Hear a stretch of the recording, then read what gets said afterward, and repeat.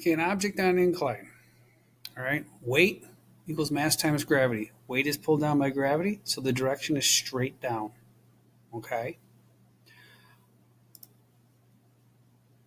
Force perpendicular and the normal force are both equal to the weight, which is mass times gravity, times the cosine of the angle. All right. mg cosine theta, this up here, this is the normal force going upward. All right. The normal force is always perpendicular to the surface. Okay. The perpendicular force is pulling down. All right. And that's weight cosine theta as well. All right. They're always equal and opposite. All right. F parallel is equal to the weight, which is mg, times the sine of the angle. Okay. So the parallel force is the force that's pulling it down the incline, and that would be this way, parallel to the incline. All right, it's going down there. All right. Now, if the block is sliding with constant velocity, then the force parallel, mg sine theta, is equal to the force of friction opposing the motion. So if it's moving with constant velocity, there's no acceleration, so the forces are balanced. Okay. So using this stuff, we're going to be able to manipulate objects on inclines. Okay. So it says block sliding down a rough. There you go. A rough surface there. Whoops. Sorry. Okay. All right. It says find the acceleration of a block on an incline on a frictionless surface. So what we have to do is we have to look at all of the forces involved, and we have to find out what's going on. So F parallel is the driving force that pulls the block down the incline. F parallel is equal to the weight times the sine of the angle. All right, there's a little negative sign there because it's opposite of friction. All right. F parallel is equal to the net force. Okay. Now, the net force would be mass times acceleration. F parallel is mg sine theta. Gravity's pulling down, so it's negative. Therefore, the acceleration would be equal to negative gravity times the sine of the angle. Okay, the negative is down because the normal force is up and positive. Okay, so if I have an object sitting down and it's not moving, weights pulls down, the normal force pushes up. Okay, the normal force is positive, the weight's negative. Just the way it is. Okay.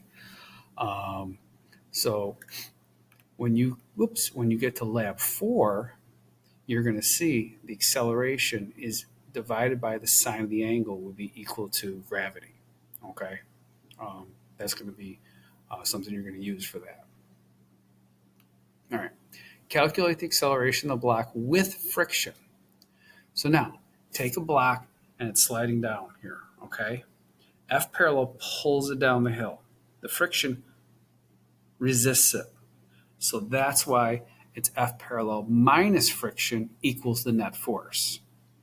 Okay. So if we have W sine theta equals mu times the weight times the cosine of the angle. All right. And that's because think what force of friction is. The formula is mu F of N. F of N is W cosine theta.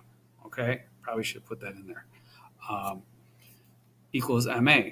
And then you got some algebra here. And then finally your answer comes out to be the acceleration is going to be equal to gravity minus the sine theta plus mu cosine theta. All right. So here's an example just basically used. I like to take it and then look at each part and then say, okay, what cancels out what? What do you add together? What do you subtract together? All right. You got a 30 Newton block. That's your weight. Okay. On a 37-degree incline, it has a coefficient of friction of 0.3. If the acceleration of the block up the incline, find the acceleration of the block up the incline if 50 newtons parallel is used to push it up.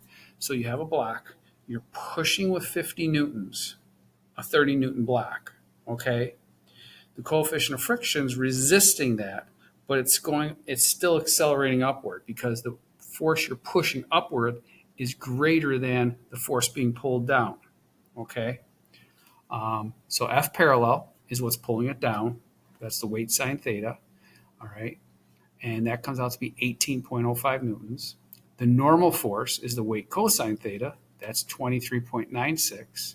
We know that the force of friction is equal to mu times the normal force. So that's 0.3 times the 23.96.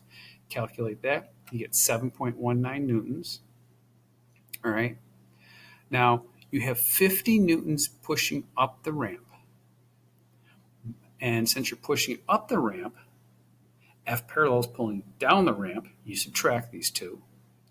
And because you're pushing it and there's friction, friction is going to be in the same direction as F parallel. So that's also going to be a negative. So it's 50 minus 18.05 minus 7.19 gives you a net force of 24.76 newtons. So that means the net force will be up the ramp at 24.76 newtons. And all you need to find then is just the mass of the block to find the acceleration. Okay, so the mass, we know that the weight of the block is 30, so that's F. We know gravity is 9.8, so the mass of the block is 3.06 kilograms, and our net force is 24.76. So you take the net force with the mass to calculate the acceleration, and this would be accelerated up the hill at 8.09 meters per second squared.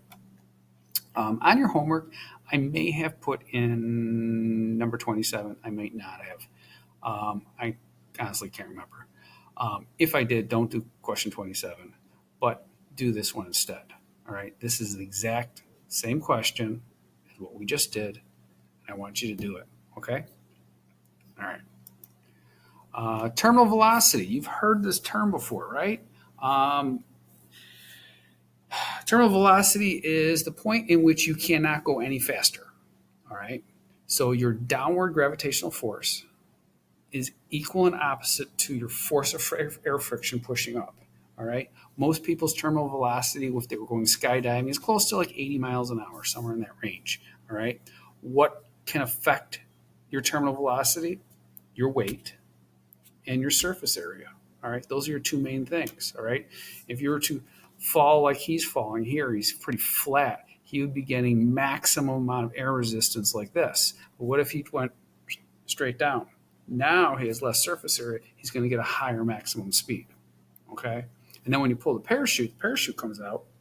It increases your surface area dramatically and slows you down dramatically. Okay.